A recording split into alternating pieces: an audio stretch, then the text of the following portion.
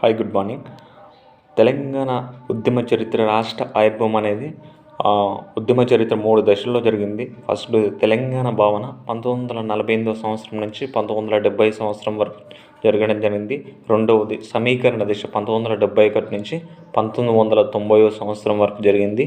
మూడవది తెలంగాణ రాష్ట్ర ఆవిర్భావంకి పునాదులు వేసింది ఇదే 1991 నుంచి 2014 సంవత్సరం వరకు జరగడం జరిగింది. అంటే ఉద్యమ చరిత్ర 3 దశలుగా జరిగింది.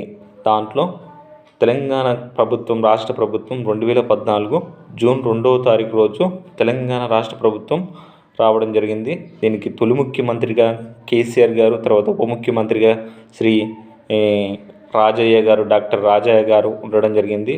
ఈ తెలంగాణ ఉద్యమం సంబంధించి ఒక చిన్న కరెంట్ అఫైర్ బిట్ ఏ దశల్లో ఏ ఇయర్లో వచ్చిందనేది. Okay, thank you.